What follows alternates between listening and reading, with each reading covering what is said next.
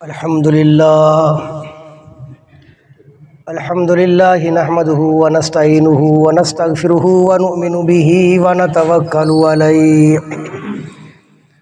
ونعوذ باللہ من شرور انفسنا ومن سیئات اعمالنا من يهده الله فلا مضل له ومن يضلل فلا هادي له ونشهد أن لا إله إلا الله وحده لا شريك له ونشهد أن سيدنا ومولانا محمد وبارك وسلم تسليما كثيرا كثيرا وقال الله تبارك وتعالى في القرآن المجيد والفرقان الحميد فانكحوا ما طاب لكم من النساء مثنى وثلاث ورباع ان اللہ وملائکتہ یصلون علی النبی یا ایہا الذین آمنوا صلوا علیہ وسلموا تسلیما۔ درست کرو آواز ٹھیک، سب حضرات درود پاک پڑھ لیں۔ اللہم صلی علی سیدنا و مولانا محمد وعلی آل سیدنا و مولانا محمد وبارک وسلم تسلیما کثیرا کثیرا۔ ہر قسم کی حمد و ثنا اللہ تعالیٰ کی ذات کے لیے جو وحدہ لا شریک ہے، لا مثل لا مثال ہے۔ اللہ تعالیٰ کی ذات میں کوئی شریک نہیں، اللہ تعالیٰ کی صفات میں کوئی شریک نہیں۔ لاکھوں کروڑوں درود حضور نبی کریم صلی اللہ علیہ وسلم کی ذات برکات کے واسطے جو خاتم النبیین صلی اللہ علیہ وسلم بن کر دنیا کے اندر تشریف لائے ہیں۔ قرآن مقدس کی ایک آیت مبارکہ تلاوت کی ہے، دعا کریں اللہ تعالیٰ حق اور سچ بیان کرنے کی توفیق عطا فرمائے، اور جو کچھ کہا سنا جائے اللہ تعالیٰ اس پر عمل کرنے کی توفیق عطا فرمائے۔ ایک بات ہمیشہ ذہن میں رکھنی چاہیے کہ انسان کو اللہ تعالیٰ نے جو عقل دی ہے نا، انسان کو جو سمجھ دی ہے، انسان کو عقل دی ہے، انسان کو جو صلاحیت دی ہے، یہ ساری چیزیں انسان کی قرآن و سنت کے تابع ہونی چاہیے۔ یعنی کبھی ایسا معاملہ نہیں ہونا چاہیے کہ انسان اپنی عقل کی بنیاد پر اپنے معاملات کو دیکھے، جی میں بڑا سمجھدار ہوں تو لہٰذا معاملات کو اس طریقے سے چلنا چاہیے، نہیں۔ بلکہ ایسے موقع پر یاد رکھیے گا کہ اللہ کے نبی کا فرمانا کہ علیکم بسنتی و سنتی خلفاء الراشدین المہدیین، کہ تمہارے لیے ضروری ہے کہ تم میری سنت کی پیروی کرو اور خلفاء راشدین کی پیروی کرو۔ اور ایک جگہ پر اللہ کے نبی نے فرمایا کہ میں نے تمہارے اندر قرآن و سنت کو چھوڑا ہے، لہذا تم قرآن سے رہنمائی لو اور سنت سے رہنمائی لو۔ قرآن مقدس میں جو اللہ تعالیٰ نے احکامات بیان فرما دیے، بس ان کو آمنا اور صدقنا۔ آمنا اور صدقنا کا مطلب یہ ہوتا ہے کہ یا اللہ ہم قرآن پاک پر ایمان بھی لاتے ہیں اور جو تو نے اس کے اندر کہا ہے وہ حق اور سچ کا ہے، اس میں کوئی شک نہیں ہے۔ ایسا نہیں ہونا چاہیے کہ کئی چیزوں پر تو بندہ کہے جی ہم ایمان لاتے ہیں اور کئیوں کا عمل کے اعتبار سے انکار کر دے، چونکہ مسلمان ہونے کے اعتبار سے زبان سے تو بندہ انکار نہیں کر سکتا نا۔ زبان سے تو ہم یہ کہتے ہیں کہ ہم تو قرآن پاک کے ایک ایک لفظ پر ایمان لاتے ہیں جو اللہ کی طرف سے نازل ہوا ہے۔ کافر لوگ آپ جانتے ہیں کہ وہ مطلقاً قرآن کا انکار کر دیتے، بھی ہم قرآن کو مانتے نہیں ہیں۔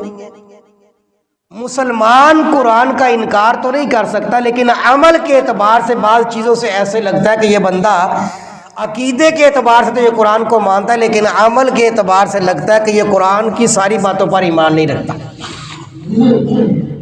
میں نے جو آیت مبارکہ تلاوت کی ہے، اس آیت مبارکہ کے اندر اللہ تبارک و تعالیٰ نے حکم دیا ہے فَانْكِحُوا مَا طَابَ لَكُم مِّنَ النِّسَاءِ مَثْنَىٰ وَثُلَاثَ وَرُبَاعَ۔ اے ایمان والو تم نکاح کرو جو تمہیں پسند ہے، عورتوں میں سے مثنا 2 کے ساتھ بھی کر سکتے ہو، وثلاثا اور 3 کے ساتھ بھی نکاح کر سکتے ہو، ورباع اور 4 کے ساتھ نکاح بھی کر سکتے ہو۔ لہذا جب قرآن مقدس میں جس چیز کا ذکر آ جائے اور جو حکم آ جائے تو پھر بندہ اس کی مخالفت نہیں کر سکتا۔ تو اس اعتبار سے ایک تو اللہ تبارک و تعالیٰ نے اس آیت مبارکہ میں ترغیب دی ہے کہ ایمان والوں کو نکاح کرنا چاہیے، اب نکاح کے اندر اللہ تعالیٰ نے اجازت دی ہے کہ 2 عورتوں کے ساتھ بھی کر سکتا ہے، 3 عورتوں کے ساتھ بھی کر سکتا ہے، 4 عورتوں کے ساتھ بھی کر سکتا ہے، اور پھر آگے فرمایا کہ 1 عورت کے ساتھ بھی تم نکاح کر سکتے ہو۔ اسی طرح دوسری آیت مبارکہ کے اندر اللہ تعالیٰ نے فرمایا کہ جو تم میں سے ایسے لوگ ہیں کہ جس مرد کی بیوی وفات پا جائے یا جس عورت کا شوہر وفات پا جائے تو وَأَنكِحُوا الْأَيَامَ مِنكُمْ وَالصَّالِحِينَ مِنْ عِبَادِكُمْ وَإِمَائِكُمْ۔ اللہ نے فرمایا کہ جو تم میں سے رنڈی یا رنڈوے ہو جائیں تو اللہ نے فرمایا کہ ان کا بھی نکاح کر دیا کرو۔ وَالصَّالِحِينَ مِنْ عِبَادِكُمْ وَإِمَائِكُمْ، اور جو تم میں سے نیک غلام ہیں ان کا بھی نکاح کیا کرو، اور جو نیک باندیا ہے ان کا بھی نکاح کروا دیا کرو۔ یہ دوسری آیت مبارکہ میں اللہ تعالیٰ نے فرمایا کہ وہ مرد اور وہ عورتیں جن کے ہاں میاں وفات پا جائے یا بیوی وفات پا جائے تو ان کے لیے بھی اللہ فرماتے ہیں کہ تم لوگ نکاح کروا دیا کرو۔ پہلی جگہ پر کیا ہے کہ تم لوگ نکاح کرو، اور دوسری جگہ پر اللہ نے فرمایا کہ تم لوگ نکاح کروا دیا کرو۔ یہاں پر دیکھیں انداز قرآن پاک نے بدلا ہے۔ اب نکاح کے اندر چونکہ عام طور پہ شریعت یہ کہتی ہے کہ جب بچہ اور بچی بالغ ہو جائے تو شریعت کی طرف سے اجازت ہوتی ہے کہ وہ نکاح کر لے۔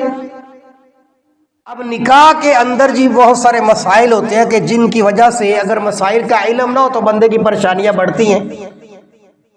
ایک تو نکاح کے اندر اللہ تبارک و تعالیٰ نے فرمایا کہ اللہ کے محبوب علیہ السلام نے فرمایا کہ نکاح کرو، لیکن نکاح کے اندر سادگی کو اختیار کرنا تم لوگوں نے، یعنی جتنا نکاح ہم سادہ کریں گے بچے اور بچی کا اتنی اللہ تبارک و تعالیٰ کی طرف سے برکات حاصل ہوگی۔ اور نکاح کے اندر سادگی کا مطلب کیا کہ نکاح کے اندر آسانی کرنی چاہیے۔ یعنی آپ دیکھیں آج ہمارے جتنے بھی نوجوان لڑکے یا جو بچیاں گھروں کے اندر بیٹھی ہوئی ہیں ان کے نکاح کے دیر ہونے کی ایک وجہ یہ ہوتی ہے کہ ایک تو لینے دینے کے معاملات اتنے زیادہ ہوتے ہیں، پھر یہ ہے کہ وہ نکاح کے اندر کہتے ہیں جی اتنے لوگوں کو بلانا ہے، اتنا کھانے کا انتظام کرنا، اتنا جہیز کا سامان دینا، اتنا لڑکے والوں کی ڈیمانڈ ہے، وہ گاڑی مانگ رہے ہیں، وہ موٹر سائیکل مانگ رہے ہیں، وہ یہ پلاٹ مانگ رہے ہیں۔ یہ ساری چیزیں وہ ہوتی ہیں کہ جن کی وجہ سے بچیوں کے نکاح جو ہے اس کے اندر تاخیر ہو جاتی ہے۔ لیکن اللہ تبارک و تعالیٰ نے قرآن مقدس میں جو حکم دیا وہ یہ دیا کہ بھئی تم لوگ نکاح کرو۔ اب نکاح کون کرے گا؟ ظاہری بات ہے کہ جو بندہ غریب آدمی ہو تو ایک ہی نکاح کرے گا، اور جو صاحب حیثیت ہے اس کو اللہ تبارک و تعالیٰ نے فرمایا کہ ایک نہیں بلکہ وہ 2 نکاح کرے،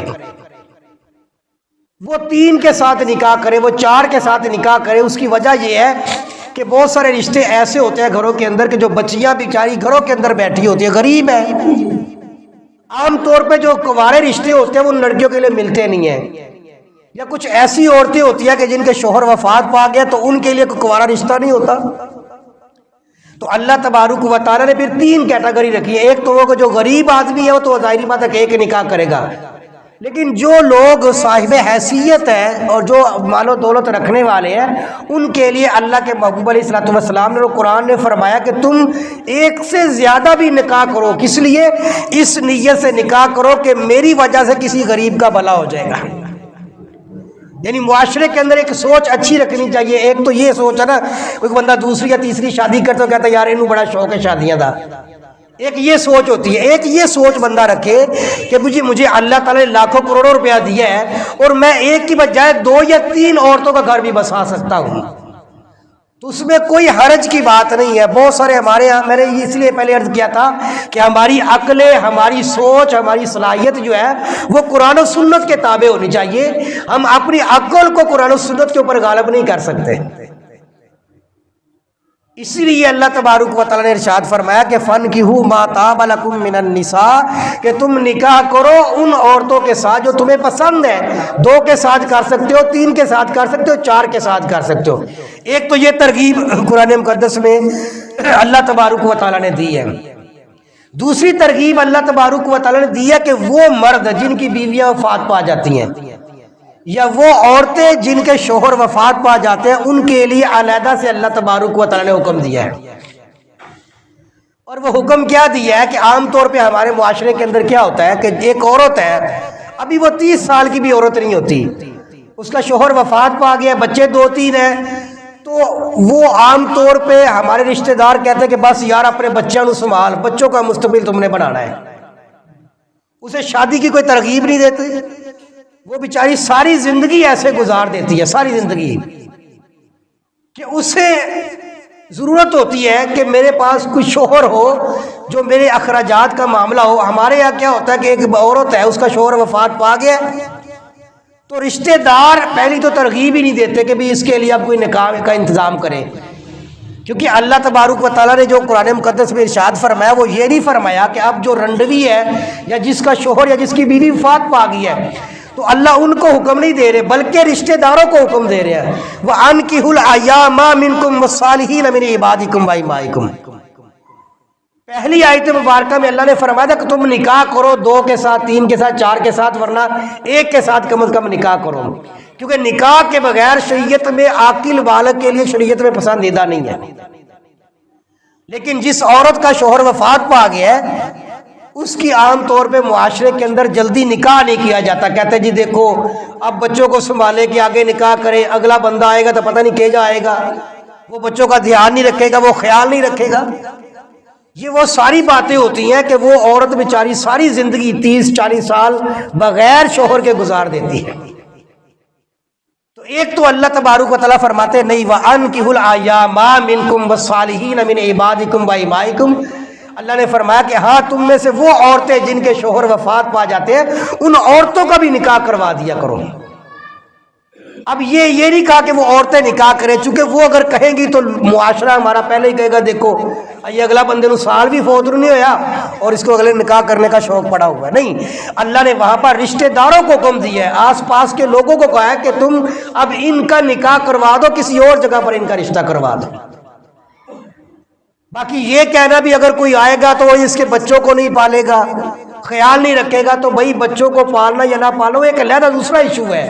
پہلا تو یہ کہ یہ عورت جس کا شوہر وفات پا گیا، آیا اس کو بھی اپنے شوہر کے لیے ضرورت ہے کہ نہیں ہے؟ اب ہوتا کیا کہ 30 سال کی عمر ہے لڑکی کی اور اس کا شوہر وفات پا گیا ہے، اب اس کے بعد جو ہے نا وہ باقی رشتہ دار جو ہے وہ جلدی شادی نہیں کرواتے، اور وہ کیا کہتے ہیں جی بچوں کو سنبھالے گی، بچوں کو کور کرے گی، ان کا مستقبل بنائے، چھوڑے شادی کرنے کو، کیا کرنا شادی کر کے۔ خاندان کی عورتیں جو ہے وہ آ کر الٹ پلٹ مشورے دے رہی ہوتی ہیں، لیکن یہ ڈر نہیں ان کو بتاتی کہ ایسی عورت جو ہے وہ کسی وقت بھی اس کے اوپر شیطان حملہ کر سکتا ہے، وہ کسی وقت بھی گناہ کے اندر مبتلا ہو سکتی ہے، یہ بھی تو ایک معاملہ ہوتا ہے۔ تو اللہ تبارک و تعالیٰ نے فرمایا کہ وَأَنكِحُوا الْأَيَامَ مِنكُمْ، تم میں سے جو دوسرے لوگ ہیں وہ ایسے مرد اور ایسی عورتوں کو بھی نکاح کروا دیا کرے کہ جن کا شوہر وفات پا جائے یا جن کی بیوی وفات پا جاتی ہے۔ تیسری چیز جو احادیث مبارکہ کے اندر آتی ہے کہ اللہ کے محبوب علیہ الصلوۃ والسلام نے نکاح کی ترغیب دی ہے۔ آپ علیہ السلام نے فرمایا، حضرت عکاف صحابی رسول تھے، آپ علیہ الصلوۃ والسلام نے ان کو بلایا اپنے پاس اور بلا کر آپ علیہ الصلوۃ والسلام نے ارشاد فرمایا کہ عکاف تمہارا نکاح ہوا ہے، تم نے شادی کی ہوئی ہے؟ اس نے عرض کی یا رسول اللہ صلی اللہ علیہ وسلم میری ابھی تک شادی نہیں ہوئی۔ تو آپ علیہ السلام نے فرمایا کہ اچھا یہ بتاؤ تمہارے پاس مال و دولت ہے؟ عرض کیجیے یا رسول اللہ بہت زیادہ مال و دولت ہے، بہت مال و دولت ہے۔ تو آپ علیہ الصلوۃ والسلام نے فرمایا کہ اللہ کے بندے، جب اللہ تبارک و تعالیٰ نے تمہیں جوانی دی ہے، زندگی دی ہے اور مال و دولت بھی تمہیں دیا، تو پھر تم بغیر نکاح کے کیوں رہ رہے ہو؟ اور پھر آپ نے فرمایا کہ اے عکاف، اگر تم عیسائی لوگوں کے اندر ہوتے نا، تم عیسائیوں کے ہاں ہوتے یا عیسائی ہوتے تو آج تم راہبانہ زندگی گزار رہے ہوتے۔ راہبانہ کا مطلب یہ کہ عیسائیوں کے ہاں ایک طریقہ کار یہ ہوتا تھا کہ ان میں سے بعض ایسے بھی ہوتے تھے جو ساری زندگی نکاح نہیں کرتے تھے۔ تو اللہ کے نبی نے فرمایا کہ اے عکاف، اگر تم عیسائیوں میں سے ہوتے آج تم نے رہبانیت اختیار کر رہی ہوتی۔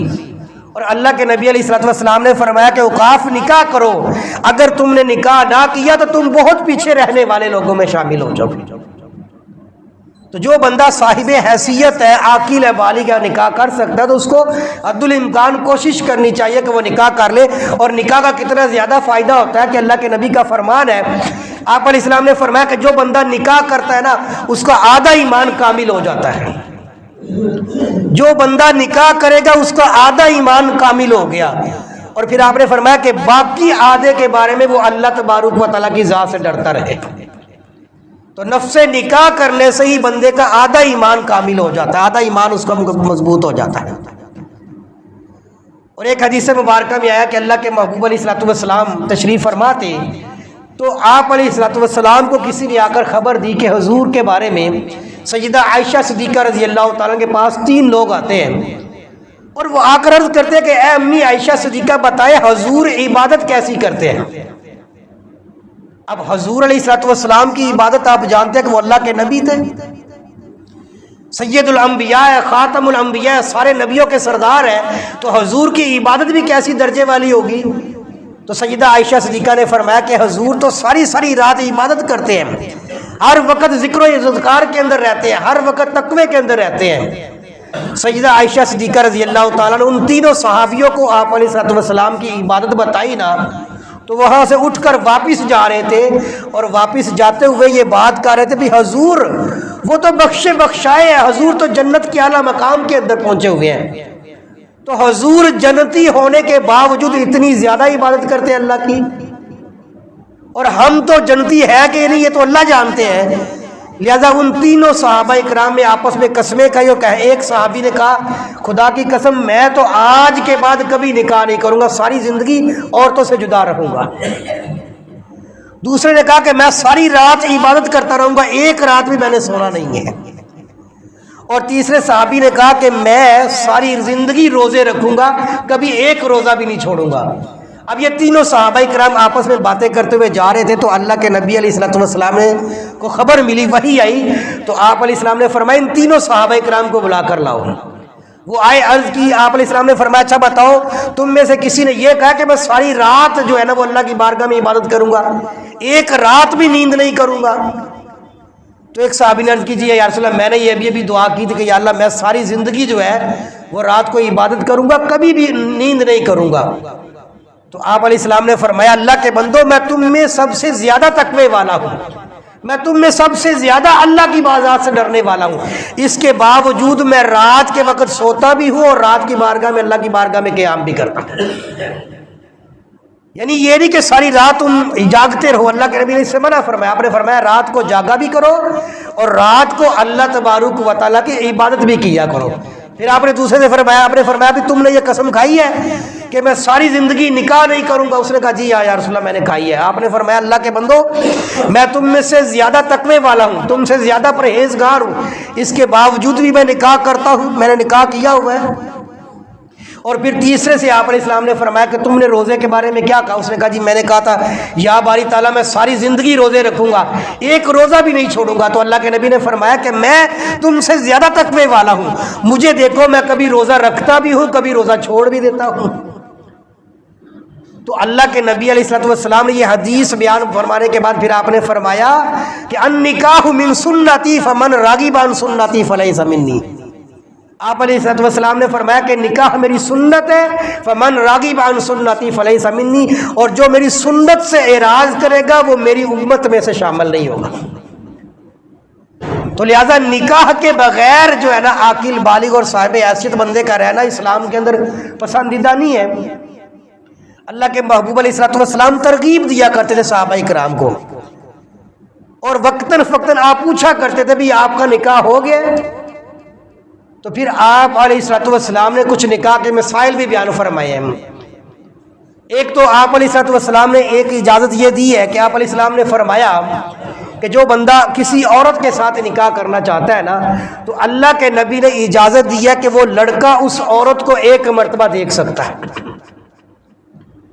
یعنی اگر کسی مرد نے کسی عورت کے ساتھ نکاح کرنا ہے نا تو شریعت نے اجازت دی ہے کہ مرد 1 نگاہ جو ہے نا وہ اپنی اس عورت پر دیکھ سکتا ہے جس کے ساتھ نکاح کرنا چاہتا ہے۔ اللہ کے نبی علیہ السلام باقاعدہ حکم دیا کرتے، حضرت مغیرہ بن شعبہ صحابی رسول عظیم صحابی ہیں، انہوں نے کسی کے گھر میں پیغام نکاح بھیجا نا حضرت مغیرہ بن شعبہ نے نکاح کے لیے، تو اللہ کے نبی نے فرمایا کہ مغیرہ بن شعبہ تم نے پیغام نکاح تو اس عورت کو بھیج دی ہے، لیکن پیغام نکاح سے پہلے تم نے اس عورت کو کبھی دیکھا بھی ہے؟ عرض کی یا رسول اللہ میں نے تو نہیں دیکھا اس عورت کو۔ آپ نے فرمایا اللہ کے بندے پھر 1 مرتبہ 1 نگاہ اس عورت پر ڈال لیا کرو جس کے ساتھ تم نے نکاح کرنا ہے۔ اس کا فائدہ یہ ہوتا ہے کہ پھر یہ کہ اللہ کے نبی نے فرمایا کہ تمہاری موافقت ہو جائے گی، تمہیں اندازہ ہو جائے گا کہ میرا اس کے ساتھ نباہ ہو سکتا ہے کہ نہیں ہو سکتا. لیکن ہمارے یہاں معاملات کچھ الٹ ہوتے ہیں. میں نے پہلے کہا تھا نا کہ ہماری عقل، ہماری غیرت، ہماری صلاحیت جو ہے وہ قرآن و سنت کے مطابق ہونی چاہیے. ہمارے یہاں کیا معاملہ ہوتا ہے جی، لڑکی کو دیکھنے کے لیے جانا. کس نے جانا جی؟ بھئی جس لڑکے کی شادی ہونی ہے اس نے نہیں جانا، اس کے علاوہ چاچا بھی جا رہا ہے، تایا بھی جا رہا ہے، ماما بھی جا رہا ہے، بھائی بھی جا رہا ہے، چھوٹا بھائی بھی جا رہا ہے، ابو جان بھی جا رہے ہیں. وہ سارے جا کر لڑکی کو دیکھ رہے ہیں، لیکن جس بندے کی شادی ہونی ہے اس بندے کو دکھایا نہیں جا رہا. اس کو لا کے تصویریں دکھا رہے ہوتے، دیکھو جی کیسی تصویر ہے اس کے مطلب. حالانکہ شریعت نے اجازت صرف اس بندے کو دیا جس بندے کا نکاح ہونا اس عورت کے ساتھ. اس کو دکھانے کے لیے کہتے ہیں جی نہیں جی ہماری غیرت کے خلاف ہے. بھئی ہماری غیرت قرآن و سنت کے مطابق ہونی چاہیے. اب وہ لڑکے بیچارے کو پتہ ہی نہیں ہوتا، وہ بعد میں رو رہا ہوتا کہ امی جی تسی میرے واسطے کی لب کے لے آئے ہو. پہلے کیا جی، بڑا بھائی بھی دیکھ آیا ہے، چھوٹا بھائی بھی دیکھ آیا، چاچا بھی دیکھ آیا، ماما بھی دیکھ آیا، ابا جان بھی دیکھ. اس بندے کو نہیں دکھایا کہ چلو تم بھی دیکھ لو بھی ایک نظر.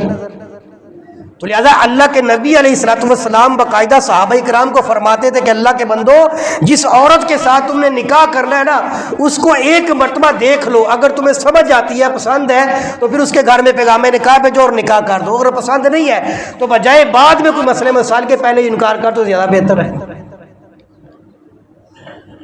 تو یہ شریعت کا جو مزاج ہے ہمیں اس کے مطابق چلنا چاہیے جی. یعنی باقی سارے تو جو وہ اچھے طریقے سے وہ جو لڑکی کو بھی دیکھ آتے ہیں اور لڑکی کی ماں کو بھی دیکھ آتے ہیں، اور دولہا صاحب بیچارے کو صرف تصویر کے اوپر رکھا ہوتا ہے، یہ دیکھو ایسے ہے جی، وہ جی آپ کو واٹس ایپ پہ دکھا دے گی میں کیسی ہوں. اس کو موبائل کے اوپر، واٹس ایپ کے اوپر لگایا ہوا، فیس بک کے اوپر لگایا ہوا ہے. اللہ کے بندو، جو شریعت نے جس کے لیے اجازت دی ہے. اور یہاں پر ایک اور مسئلہ بیان کر دوں کہ اگر اس لڑکی کو دیکھنے کے لیے جا رہے ہیں تو لڑکی کے دیکھنے کے لیے اگر لڑکے کا باپ جا رہا ہے تو وہ تو لڑکے کے لیے اجنبی ہے فی الحال اس کے باپ کے لیے. اجازت تو شریعت نے لڑکے کے لیے دی ہے، تو لہٰذا اس میں زیادہ بہتری ہوتی ہے کہ ایک نگاہ ڈالنے دے. اس کی شریعت نے اجازت دی ہے، اور جس کی شریعت نے اجازت دی ہے اس میں کوئی عیب کی بات بھی نہیں ہوتی کہ بندہ کہ جی وہ ہم نے اس لڑکی کو دکھایا تو ان کو پسند نہیں ہے، تو بھائی شریعت کا حکم ہے، ٹھیک ہے.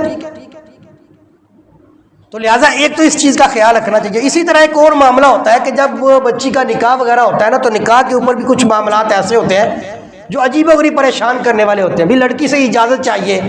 اب اجازت دینے کے لیے کس کو بھیج رہے ہیں؟ بھی وہ جی تو آپ بھی چلے جائے، جی آپ بھی چلے جائے، فلانا بھی چلے جائے، ڈنگڑا بھی چلے جائے. 6-7 بندے اجازت لینے کے جا رہے ہیں. بھائی اجازت لینی ہے، اس کو اٹھا کے تو نہیں لانا گھر سے. اجازت کے لیے شریعت نے کیا کہا کہ بھی لڑکی کا جو باپ ہے وہ چلا جائے اور اس بچی سے جا کر بتا دے کہ بیٹا میں فلاں جگہ پر نا آپ کا نکاح کر رہا ہوں اور اتنے حق مہر کے عوض آپ کا میں نے نکاح اس کے ساتھ کر رہا ہوں. بس اتنی شریعت میں اجازت ہے. وہ باپ چلا جائے بچی کا اور جا کر اس کو بتا دے اور اس کے بعد آ کر کہے ٹھیک ہے جی قاری صاحب آپ نکاح پڑھا دیں. اور ایک ہی مرتبہ پوچھنا ہے. بعد دفعہ یہ بھی ہوتا ہے کہ وہ بچی سے جا کر پوچھا جاتا ہے جی آپ کو فلاں لڑکے کے ساتھ ہم آپ کا نکاح کر رہے ہیں، آپ کو قبول ہے؟ وہ کہتی ہے جی قبول ہے. اس کے بعد پھر وہ دوبارہ ساری بتاتے ہیں جی میں جی فلانے کے ساتھ نکاح کر رہا ہوں، فلانا بیٹا ہے، فلانے کا بیٹا ہے، اتنا حق مہر ہے، قبول ہے.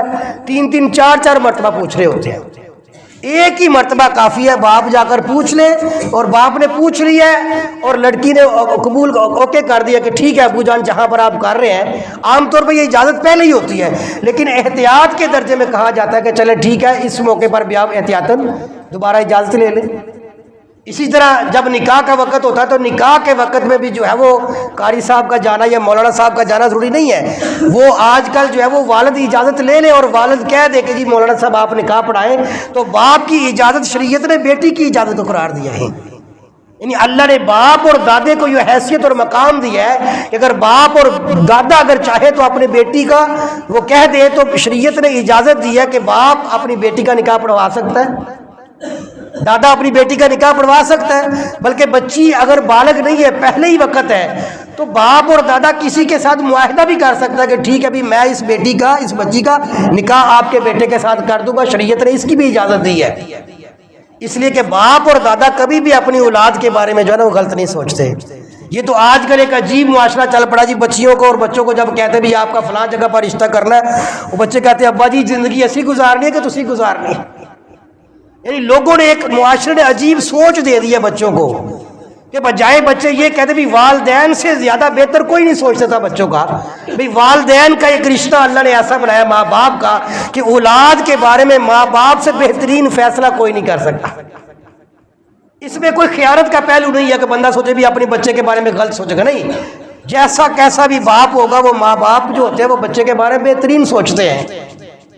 لیکن یہ کہنا بھی بچے آج کل کے اللہ معاف فرمائے پتہ نہیں انہوں نے کس چیز نے سوچ میں ڈال دیا ہے۔ شریعت نے یہ اجازت دی ہے کہ بیٹی سے پوچھ کر نکاح کرنا چاہیے، بتا دینا چاہیے بیٹی میں آپ کا فلاں جگہ پر نکاح کر رہا ہوں، یہ اجازت ہے، شریعت میں پوچھنے کی اجازت ہے۔ لیکن شریعت میں یہ بھی تو حکم ہے کہ بیٹی جب کوئی خود نکاح کر رہی ہے تو والدین کی بھی تو اجازت چاہیے کہ نہیں بچی کو، یعنی بیٹی یہ کہہ رہی ہے کہ شریعت نے اجازت دی ہے کہ میں جہاں چاہوں نکاح کر لوں، تو اس سے بھئی یہ بھی کہا جائے گا کہ اللہ کی بندی تو شریعت نے یہ بھی تو اجازت دی ہے کہ ماں باپ کی خوشی بھی تمہارے لیے ضروری ہے۔ لیکن یہ معاملات کب ہوتے ہیں کہ جب ہمارے پاس دینی علم نہیں ہوتا۔ تو دعا کریں کہ اللہ تبارک و تعالی ہم سب کو قرآن و سنت سمجھنے کی اور پڑھنے کی توفیق عطا فرمائے۔ وآخر دعوانا الحمدللہ رب العالمین۔